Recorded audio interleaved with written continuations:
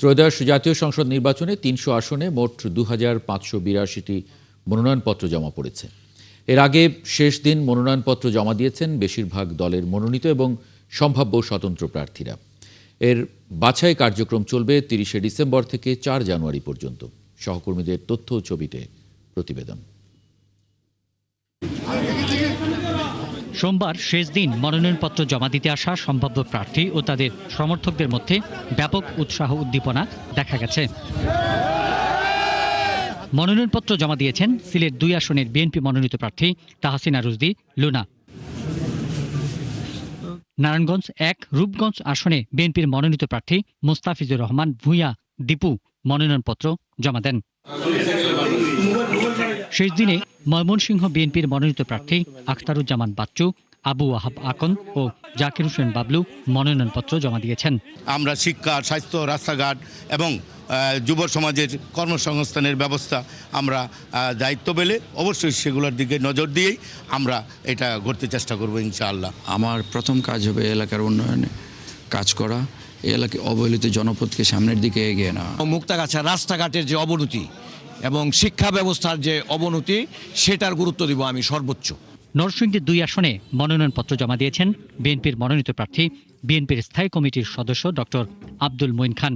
আমি বিশ্বাস করি গণতন্ত্র হচ্ছে সকল রোগের নিয়ামক, এবং যদি আমরা গণতন্ত্রে বিশ্বাস করি, গণতান্ত্রিক প্রক্রিয়া আমরা আচরণ করি, তাহলে বাংলাদেশের সকল সমস্যা দূর হবে। মাদারীপুর ২ আসনে মনোনয়নপত্র জমা দিয়েছেন বিএনপি মনোনীত প্রার্থী জাহাঙ্গার আলী মিয়া।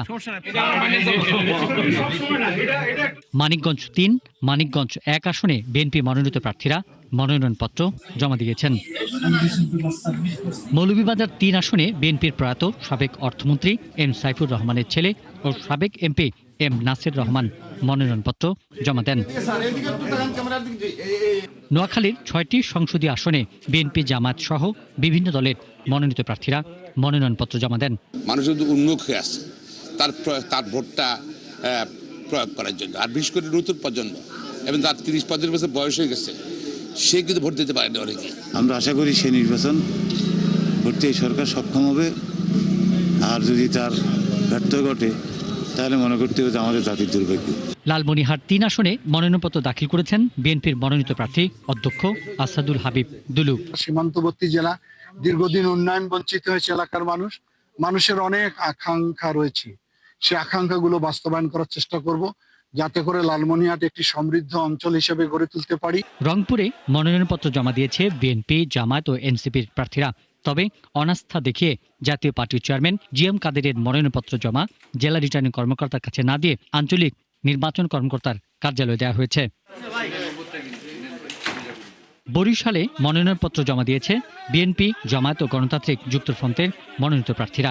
দেশে প্রকৃত গণতন্ত্র আসলে আইনের শাসন, ন্যায় বিচার প্রতিষ্ঠিত হবে।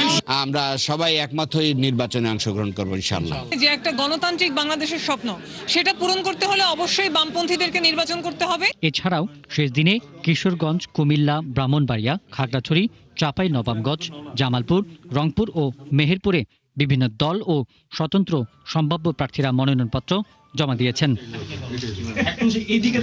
পিন্টু হাজং, ৭১।